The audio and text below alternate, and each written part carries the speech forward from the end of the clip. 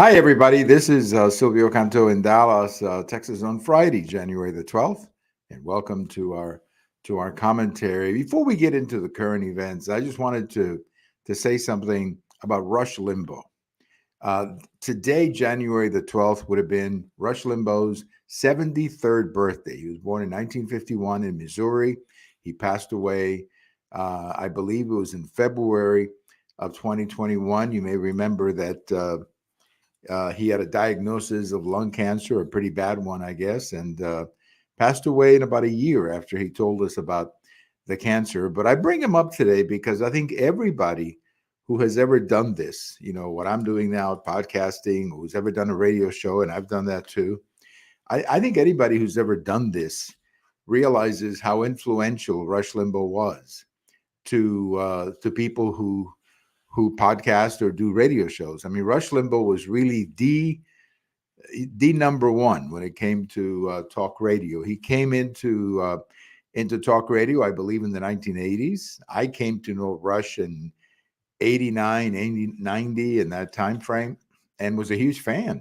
Listened to his show all the way to the very last show that he did, not realizing, of course, that it would be his last show. But the man was fantastic behind the microphone. He knew how to relate to an audience better than just about anybody else who's ever done this. So we remember Rush Limbaugh today on what would have been his 73rd birthday. I still, when I think about that, how young he was when he passed away, he had just turned 70.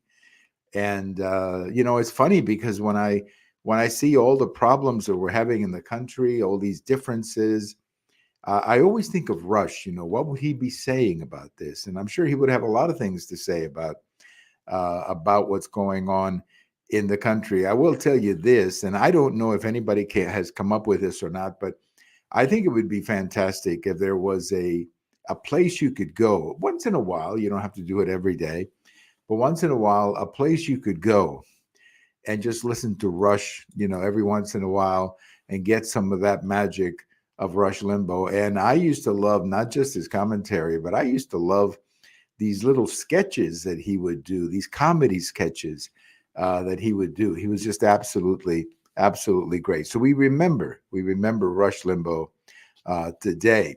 There's a very big story developing in Eagle Pass, Texas. The governor of Texas has decided to basically take over the Border Patrol station there in Eagle Pass. His argument is that the Biden administration is not doing enough or anything really to stop illegal immigration. So he's taken a very drastic step, really, and using governor emergency powers to do that. Of course, a lot of people are screaming that he cannot do this. Of course, he can do it.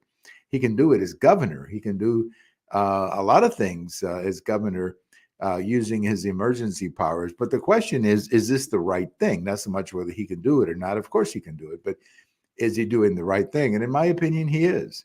I think Governor Abbott, like many of us, have simply reached the point where we don't believe that the Biden administration is serious about taking the correct measures on the border. I have no idea what they're thinking in the White House. I have no idea what they're going through, what's going through their heads.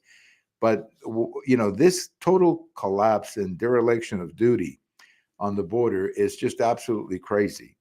Okay, absolutely crazy. And it's doing a lot of harm to the country. Just talk to the mayor of New York City, talk to the mayor of Chicago, talk to the Democrat governor of Arizona, and of course, talk to the people who live on the border. This is doing a tremendous damage to the country because this should not be happening. This idea that somebody shows up on your border and you give them a piece of paper and then they see a judge 6 years later, that's not what asylum is supposed to be. That's simply not the intent or what this was supposed to be about. So I think the governor is right on this one. The governor is right. Now, I'm sure it'll go to the Supreme Court, and we'll see what the Supreme Court says. I don't recall ever a case like this before where the Supreme Court was asked or to look into what is essentially a dispute between a state and the federal government over the federal government's inability, or better put, unwillingness to protect the border. I'm anxious to hear what the Supreme Court has to say.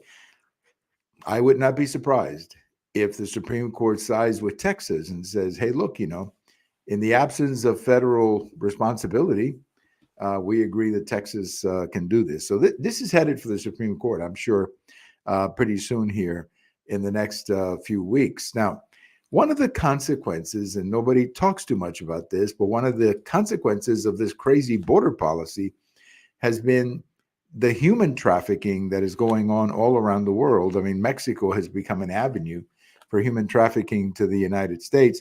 And it has also, the situation on the US Mexico border has really emboldened the cartel and criminal elements in the world. And you're seeing right now in the country of Ecuador, a little country in South America to the north. I think you got Venezuela and you've got Colombia on the other side, and you've got Ecuador. Let me say hello to my friend Super Pilot. Good to see you, buddy.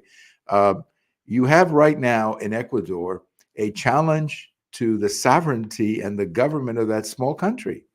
And why is this happening? Because the cartels have been emboldened by the policies, really by the U.S.-Mexico border. It has emboldened them into what they are. Now, there are other factors as well in Ecuador, but we have got to really understand the impact that this is all having in Latin America. There's a great editorial, by the way, today in the Dallas Morning News, talking about what's happening in Ecuador and really calling on the United States government to support the government of Ecuador in this horrible situation there on the border.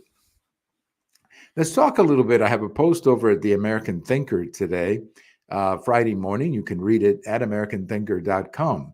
But I've got a post about this woman, Fani Willis, in Georgia. Now, for those of you who may not know the name Fani Willis is the district attorney who is supervising or overseeing this investigation of President Trump and the 2020 elections. It's all based on a RICO case. I think that's the argument that they're going after Trump and some of his allies there in Georgia. And it's a case that may or may not make it to the courts. It's a complicated case. Some people tell me it's a good case. Other people tell me it's not a good case. I honestly don't know whether it's good or bad. I know that they're obviously, going after President Trump there in Georgia for what happened in the 2020 election. Well, it turns out that Fani Willis, the lady who is overseeing this, got into trouble, marital problems. She was apparently going out or dating or having an affair with a married man in her staff. Now, that's not the first time that's happened, nor is it going to be the last time. So, you can always, unfortunately, these are things that are going to happen in the real world. But the problem is that the guy she was having an affair with is one of the people on her staff overseeing this case. And there are allegations that money was spent, that public money was spent in some of their vacations and some of the things that they were doing together. And there's also a very serious allegation that this guy went to the Biden White House to talk to the Biden White House about this case or how to prepare for this case in Georgia. So I don't know how this is all going to end up, but this entire case could be thrown out just because of the arrogance, really, of Fani Willis and the incompetence of what she's doing. So this is going to get interesting. I think there's going to be a lot more. And I believe that the governor of Georgia today said that, yes, it might not be a bad idea to take a look at the integrity of what she did. So keep an eye on this. I don't think this is the last time that we'll hear something about Fani Willis and her problems there in the state of Texas. I've got a post coming out tomorrow where I talk a little bit about young people and their political passions. And you may remember a gentleman by the name of Rui Teixeira. He was the one who almost 20 years ago wrote a book about how demographics were going to be very helpful to the Democratic Party, meaning the Democratic Party would become a majority party just by the sheer demographics of the United States. As more and more Hispanics and young people would vote Democrat and women, then that would create, in essence, a permanent majority of Democrats in the United States. Well, over the last few years, he's been backing away from that. And now, he has a very interesting article that I talk about in my post on Saturday morning, where he's basically looking at young people and saying, young people are not as Democrat as we think they are. And there are all kinds of different reasons.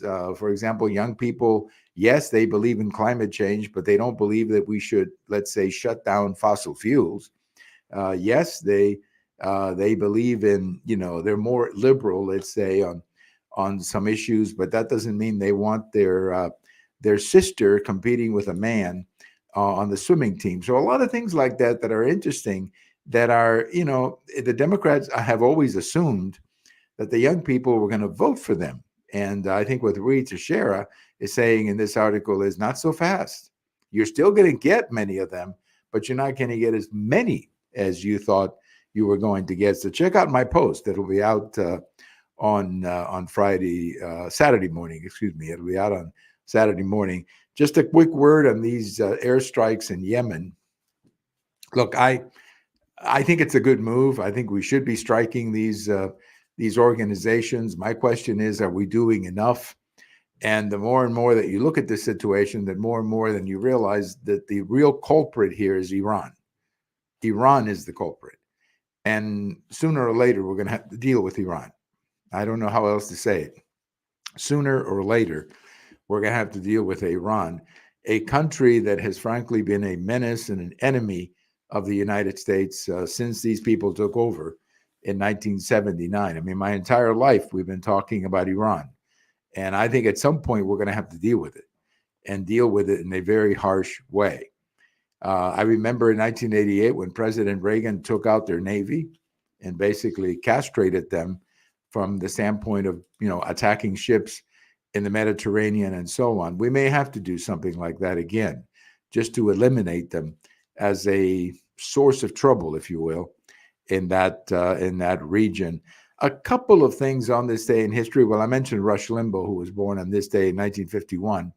But the Beatles, on this day in 1963, that would have been 61 years ago, the Beatles released the 45 called Please Please Me. That became their first huge hit in the UK. It went number one. It sold 1 million copies, and it really created the whole legend of the Beatles. Now, it was a huge hit in England. It was not a hit in the United States. It really took another year for the Beatles to get to the United States when they appeared on the Ed Sullivan Show, and they released I Want to Hold Your Hand.